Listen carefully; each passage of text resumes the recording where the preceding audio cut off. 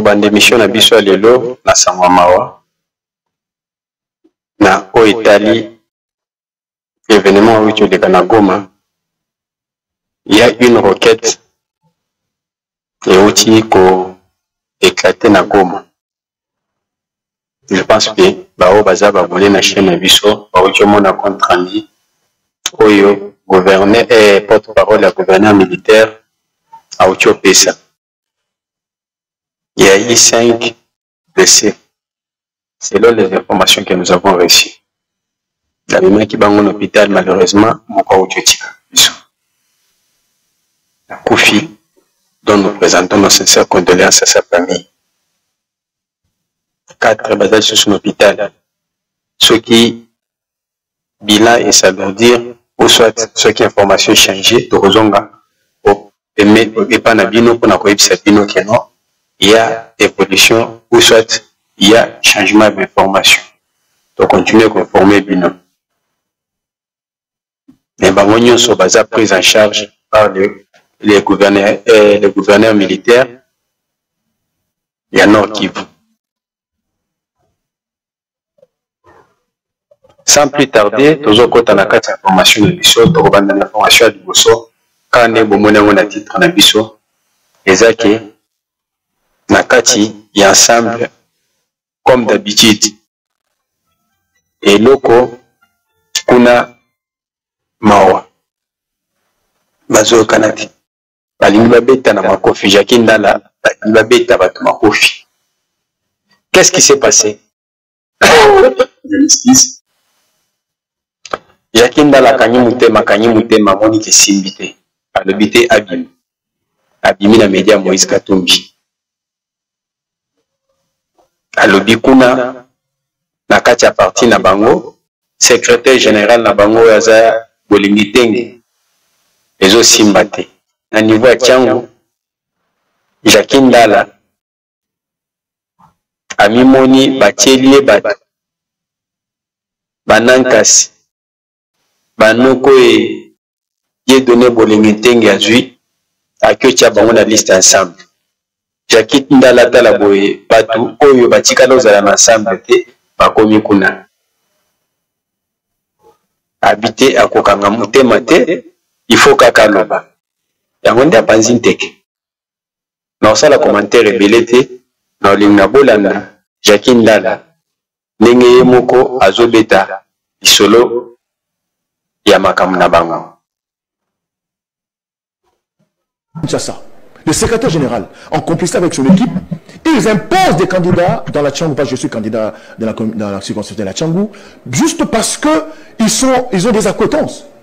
Des gens qui n'ont jamais mobilisé. Même pas une petite manifestation de 50 personnes. On les retrouve sur les listes d'ensemble. Ça ne va pas. Et tous ces gens qui ont fait des sacrifices, des gens qui ont dépensé, des gens qui ont mobilisé leur démarche. Alors ces choses-là, je suis venu pour les dénoncer et dire clairement que je suis vraiment dans tous mes états. Si le président Moïse n'organise pas des concertations ou un cadre de concertation avant la campagne électorale, d'ensemble, on va s'échanger des coups et moi je suis prêt à donc Jacques Ndala à Lingabon battre physiquement, moralement et spirituellement.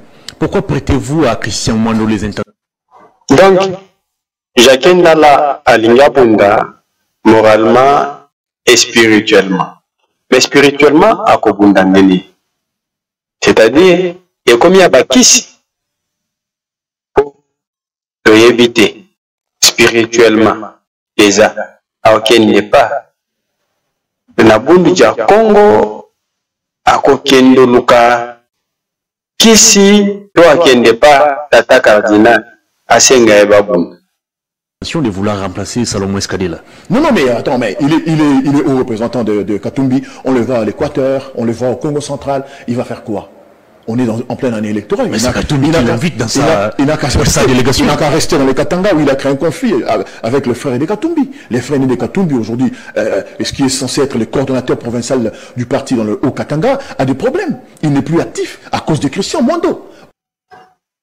Donc, Christian Mwando, Ndenga Longwa Kishasa asondola ministère ao akenda Katanga akenda kokotisa mbutu na famille biologique à Moïse Katumbi. Donc makambo eza kuna ebele babombi. Christian Mwando azotambola ndenge azotambolana makambo ebele. Il faut qu'on le dise. Monsieur, ici, désormais, je passerai dans les médias pour dire des choses. Et quand on se met autour d'une table pour décider de qui sera candidat, qui ne peut pas l'être, on ne sait même pas m'appeler. Je ne reçois aucun appel. Donc, bango, Néozana, côté va fonctionner comme ça. Il est donc président de la Ligue des jeunes, il y a étiquette. Na kati ensemble. Donc, Jacqueline Ndala, makambo sur décision, ils ont marqué na katanga. Il y a mon décision kana Twitter. Ayebine dengue bazwaka décision te. Donc Jacqueline Ndala azaka président de Mboloka kababinga ke président ya Ligue des jeunes. Mais la décision ils ont marqué na katanga. Vous comprenez? Donc on ne consulte pas. C'est grave ça. C'est très grave. Mais qui prend la décision de convoquer les bureaux politiques ou lever des options? Je crois que c'est le président lui-même qui, pour ce qui concerne le bureau politique. Donc c'est le président qui n'a plus confiance en vous. Évidemment, c'est ce que je dis. Depuis que je suis coordonnateur de la jeunesse du parti Ensemble, je n'ai jamais assisté à une réunion du comité directeur du parti. Et là, on a autour le bas. Donc il y a une décision, à mon avis, décision, ils ont marqué na balabala. Vraiment. Je vous le dis. Et je reviendrai ici. Si quelqu'un passe pour dire des bêtises, je reviendrai. Je suis quelqu'un de très correct. Je reviendrai ici. Ici à Kinshasa. Donc, ayebike, nengezana bato bakoya po ba répondre. Nengo uzomona eboy. Jacqueline Ndala ayebike bakoya ko répondre. Yangonda Lobi à Kozonga. Donc, Jacqueline Ndala détient beaucoup de vérités. Nakatia parti là-bas. Moi, ça ne peut pas me faire quoi. Et qu'on n'a comme on a eu le quoi sikate. Oh, Nakatia parti ensemble. So taliba théâtre, nyon so mukeba yazana prison. Pasundola na prison. Ayana loingi à Koloba, Loba, Pasundola na prison. Daniel sa facilité à travailler na mai na maboko kiazo bena. Donc, wana bango na katia parti na bango. Est un parti. Surtout ni bango nyonso na bango keba ibasafa bakalomo bolandeli Moïse na politique na idéologie ni. Aucune idéologie. Même ndenge bazokendo postuler bobo. Donc, eza auto bandaki obenga ke l'argent m'embête ndezo sala Moïse Katumbi. Na loko soki no so comme président akobandoteka matière première à l'aise ya Congo ninga bandaki omona mentor na ekabila bandaki oteka. Nde loko ezo sala bango. Pour preuve, Christian Lusakono Ayamba, Olivier Kamitato, atuna yeke, quelle est votre offre politique? Olivier Kamitato aloba ki bazana offre politique. Raison pour laquelle nous avons Moïse Katumbi à ce temps. Et donc, comme si nous avons répété l'émission à l'objet. A commis na boma, à zoto na bango ki, bozana courant, wapi courant. Mais lui était gouverneur de Katanga. A tika no sala ko sala barrage ataya 1 mégawatt. Mais Fifi Masuka yewana atongi barrage ya munene. Nata Fifi Masuka na Richard Mouyej, batongi barrage ya munene kuna ya 650 millions de dollars. Mais lui était gouverneur. Bazo commissaire na ba média. A sala barrage ya courant, apesa ba na Katanga courant, Washi, Molili na Molili. À l'époque où lui il était gouverneur. Na commune kutu ya Kampembe, ba parti msusu courant ndambu, ba parti msusu courant exact. Courant ya Lubumbashi na Lubumbashi courant ezalaka na Carrefour, courant na commune ya Lubumbashi na centre ville. Katuba na Katuba Mbujima yi Katuba Kananga ya ndambu kotaka malondo na likolo ndambu. Na commune ya Kenya ndambu golf courant des alaki. Mais ce qui est côté commune annexe, bazala na gouverneur na courant tangu ya zaya gouverneur. Donc ya mona ki amote. Le lenda yeko tuna bana boma. Courant balaka kibino, wapi courant du populisme. Mais au moment où bazana offre politique. secrétaire au bazo lobela, secrétaire au bazo lobela. Kati a parti na bango ebele ba imaimaka na kombo na ye. Je vais vous mettre une ancienne vidéo. Il y a tant oyo bayaka, donc c'était le 20 mai au bayako ça la marche na bango bayako ça na ba fayula. Bo ka moko ba militant na bango makambo zo loba na kombo ya secrétaire ya parti na bango. Je fais cette vidéo pour faire une dénonciation. Et la dénonciation que je vais faire m'engage. Vous êtes sans ignorer, depuis un temps, le président Moïse Katumbi séjourne à Kinshasa. Et il séjourne dans la capitale avec une mission spécifique que tous vous connaissez. Je commence par un premier fait. La première marche qui a été organisée le 20 de ce mois. Le président Moïse Katumbi était sur terrain, accompagné d'autres leaders politiques. Mais je fais un constat. Je n'ai vu ni le coordonnateur provincial de la ville de Kinshasa, ni le coordonnateur national de la jeunesse, ni le secrétaire général de notre parti qui séjourne à Kinshasa. Nous qui sommes en province, nous nous posons des questions. Qu'est-ce qui ne va pas? Pourquoi ces trois personnages-là ne se laissent pas voir dans toutes les manifestations qui sont organisées? Le deuxième constat.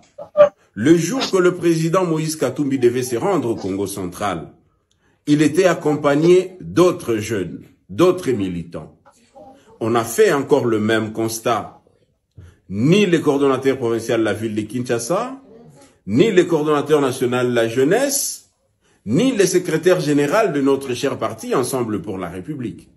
Et si nous regardons les personnes qui entouraient le président Moïse Katumbi, on ne voit en majorité que les leaders qui l'ont accompagné de Lubumbashi jusqu'à Kinshasa.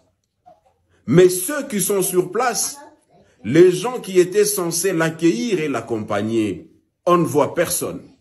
Ça, c'est le deuxième constat. Le troisième constat, c'est lors du sit-in qui devait s'effectuer devant les sièges de la CENI. On a fait aussi le même constat. Ici, je vais aussi parler de la faible mobilisation des cadres d'Ensemble pour la République de la ville de Kinshasa. Le coordonnateur national de la jeunesse Ensemble pour la République est dans la ville. Le secrétaire général, le coordonnateur provincial. Mais nous faisons un constat qui est amer. Et nous nous posons des questions, nous qui sommes en province. Le président Moïse Katumbi, c'est un grand leader. Partout où il passe, il draine de foules et des masses. Mais pourquoi pas à Kinshasa? Or qu'il y a des cadres qui devaient l'accompagner, qui devaient sensibiliser. Comme cadre d'Ensemble pour la République, j'ai droit de réfléchir tout haut et de dire tout haut. Wana Boucho Landa, moko ya bakadre ya parti na bango. Donc, nakati ya parti wana makambu ili kakabienti. Ni boyo kia zolobana. Bazana ba frustration et belé nakati wana. Donc, ce sont des gens au balanambongo. Bien que moko ya bakadre na bango na azolela na mobilisation na bango ya marche na bango oyo bayana ba revolver a. Asali constat ya ndenge basala ntiaka. Mais je ne suis pas d'accord avec lui dans Ozo Lobaki. Bisika tout au président Moïse Adekaka Adrenaka Bamonte. Nous l'avons vu à Matadi. J'ai plusieurs vidéos. Il y a même un endroit où Bazo la Moïse Katumbi. Balobi ke yo a été à la place à Paki Beto. Na Équateur, botala ki vidéo na tiela ki bino vidéo. Nenge Moïse Katumbi asalaki mpiaka. Image à sim. C'est-à-dire que c'est un parti bien bayebi. Masina Tuna. Tous ces gens ont un passé. Moïse, en commençant par Moïse Katumbi. Et le soto komikaka au bilan, au présenter bilan, Mais Batunyo Sona Bazota a dirigé Mboka. Moïse Katumbi était gouverneur de la province à Grand Katanga à l'époque. Est-ce que akoki ko présenter pe bilan po tozoka na monoko na lobby Faty n'arrive mais il faut présenter biso bilan que non voilà moi quand j'étais gouverneur tala makambo nga na sala na Grand Katanga liloso na komi président akosala koleka awa Faty atongi l'école à Malonga te na Congo mais moi quand j'étais gouverneur j'ai construit au moins 1000 écoles comme gouverneur son a komi président na reconstruire 10 000 écoles. Moi, quand j'étais gouverneur, j'ai construit au moins 5 hôpitaux. Ceux qui n'ont commis président ont construit au moins 50. C'est comme ça qu'un homme normal, Moutou Oyo, un homme de valeur, un homme qui se respecte, ce que l'Union Sala Bilan, au Salibongo, Token Olivier Kamikata, au PC Bilan, au lobby que non, moi j'étais ministre à plan. J'étais président de l'Assemblée nationale. Voilà quand j'étais ministre à plan. Tala eloko nga na sala ndenge na sala na ministère à plan ba mayelo nga na bimisa lelo oyo ozo bénéficier ezanga quand j'étais ministre des plans. Voilà quand j'étais président de l'Assemblée nationale botala contrôle parlementaire et ba ibele banda kyolika eza ba initiative nanga ndenge lelo président Vital Kamerhe akoyi komikumisa mais mutu nyonso ayebi musala sa na Assemblée nationale. C'est comme ça qu'on présente un bilan. Christian Mondo, ministre à plan. Akimia au sondeli ministère, quoi qu'il ne tamboule le colo, yafu. Nakatanga. Mais tala il est là vidéo aujourd'hui. Tala makambujakin dans la solo. Na kombona. Donc, à sondeli ministère, au agent de diviser famille à Moïse Katumbi. Nakatanga. Donc, peuple congolais, Fongola Misu. Naïbi ke beli basi wa Fongola des Misu, naïbi ke non, ce sont des aventuriers. Nous hommes,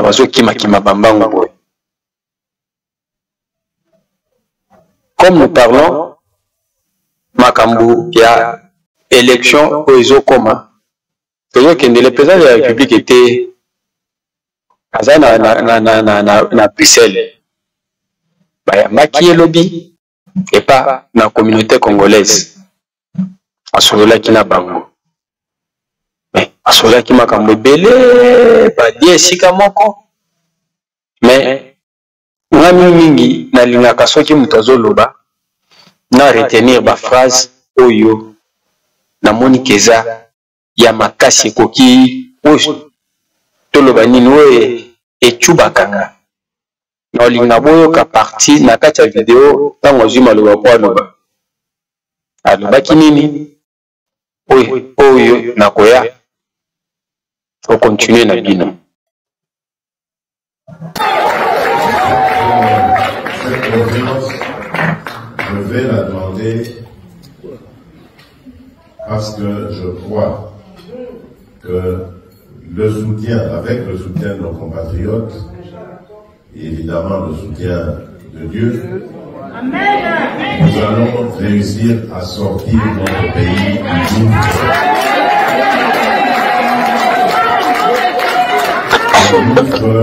dans lequel on a plongé depuis de nombreuses années.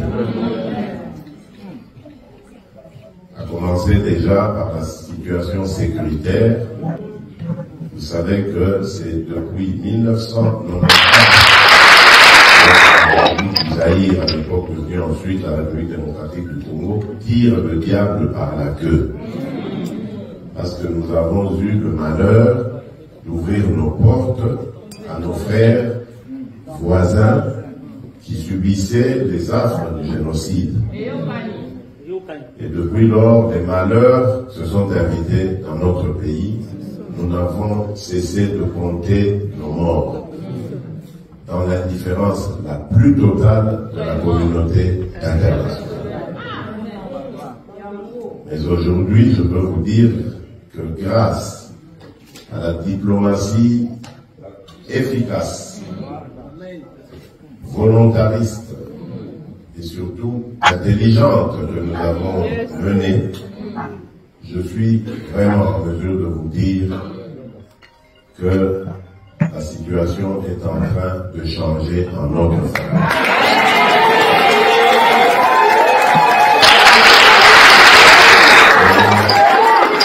Je peux vous dire que ce n'est plus qu'une question de moi. Je suis vivez ça avec moi et vous me donnerez raison.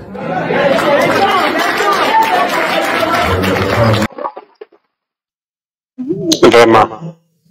On que Bolandi, la soirée a toujours continué. Ok, non, la situation a changé. Ce n'est plus question de moi. Donc, Malouba Nae Oyo, na Malouba qui a tribunal aux Nations Unies, et Zaka Nengemoko. Donc, ce n'est plus question de moi. Donc, Nenge Toza Boitoko, Kola, la Tonamuki, Oki Keno, Bunagana, et Zongi Lelo. Donc, on a vu que les Adjoko Batomta m'a dit, mais je suis convaincu de ce que je dis et ce que je fais. Cette situation de nos malheurs, dans quelques mois, elle sera derrière nous.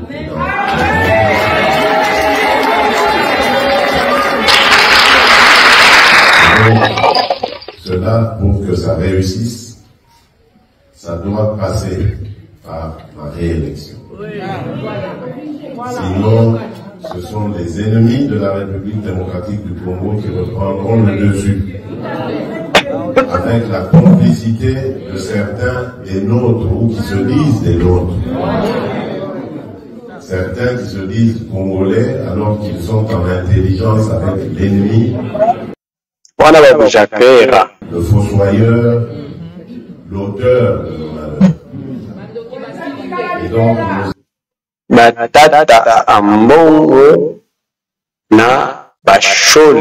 avons le devoir de tous nous lever pour combattre ces ennemis de la République.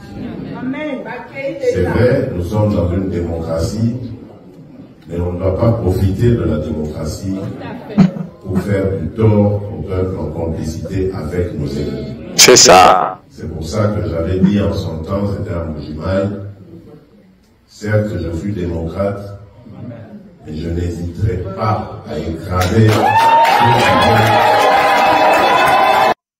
Kasi, pas profiter de la démocratie pendant ça la besoin.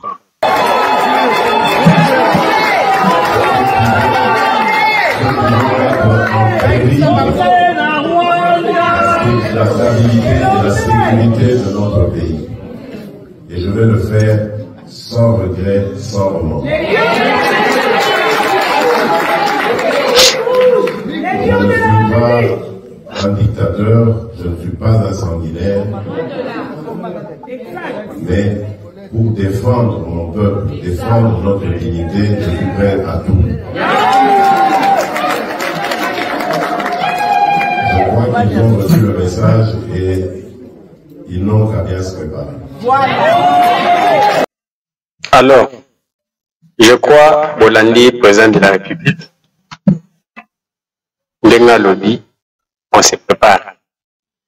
Donc, c'est une question de temps. Tellement que la stratégie militaire va dévoiler Kangote. Donc, les un message codé aussi pour comprendre que Oya Loba qui n'a tribune aux Nations Unies, na Oya Lobby, il y a différent.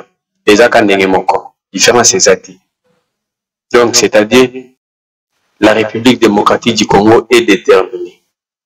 On a affronté Munguna Nyoso Oyazali, Oya Kotungisa Mboka, na Oazulinga, a Tangisa Makila Bana Congo. Tozo Kinde Malamoko, na Conseil de sécurité des Nations Unies. Assemblée plénière, Bolanda, Maloba Oyo, président Lobby, Bolanda Sikoyo, Ndeko, ministre Affaires étrangères, Christophe Lutundula. Je crois que Awa ne place Tokosala et Tozo Kende Malembe, les Amouki, Tozo Kende, Tozo Pesa une explication. Bolanda. Vous avez les capacités juridiques, politiques et matérielles de contraindre toutes les parties récalcitrantes à mettre intégralement en œuvre la feuille de route issue des processus de Nairobi et de Luanda que vous avez approuvé et d'arrêter par conséquent l'enlisement dangereux en cours dans la crise sécuritaire en RDC. Agissez, agissez avant qu'il ne soit trop tard. Il est temps de dire le droit international, les droits en sanctionnant l'agression avérée de la RDC par le Rwanda et les crimes du 1-23 sur le territoire congolais, ainsi que les crimes des autres groupes armés. Il est grand temps de hausser le ton en sommant sans équivoque aussi bien le 1-23 de déposer les armes, d'aller au cantonnement des sites prévus à cet effet, de s'intégrer dans les PDDRCS. Le 1-23 que le Rwanda a retiré sans condition ses troupes du Congo et a cessé son soutien 23. Quant au FDLR, le fait à la communauté internationale une proposition simple.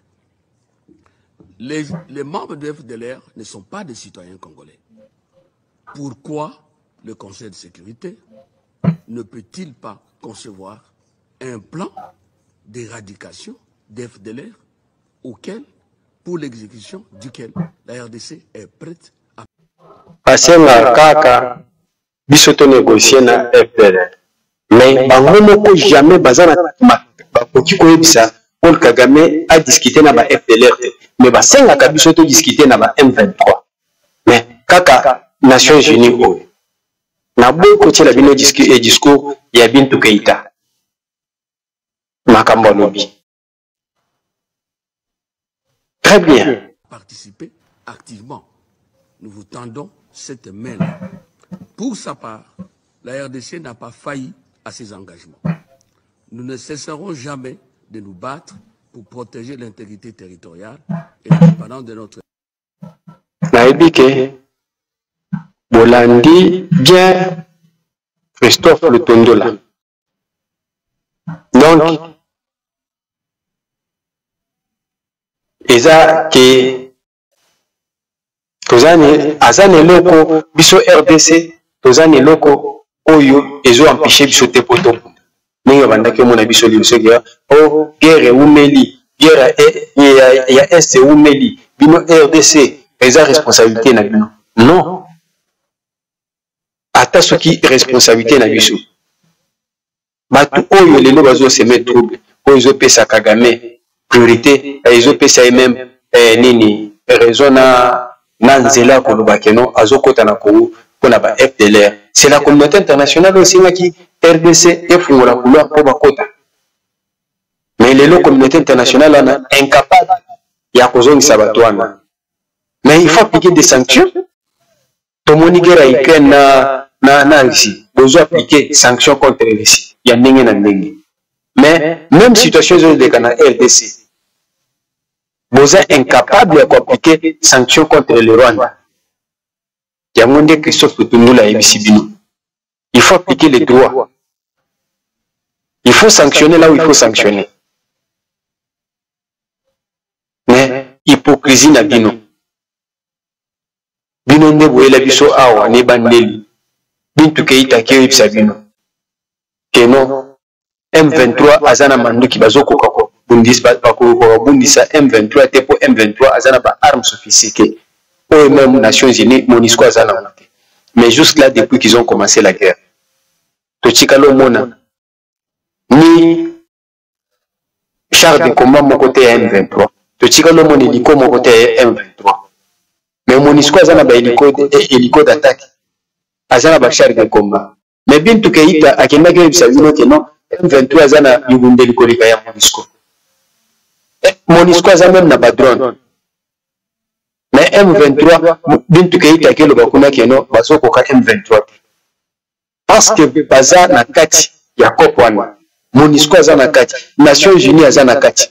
Communauté internationale azana kati. Ya makamwana ya ngonde aza incapable de sanctionner Rwanda. Moi, information tout ça qui n'a pas pour la pouvoir de l'eau et à vous.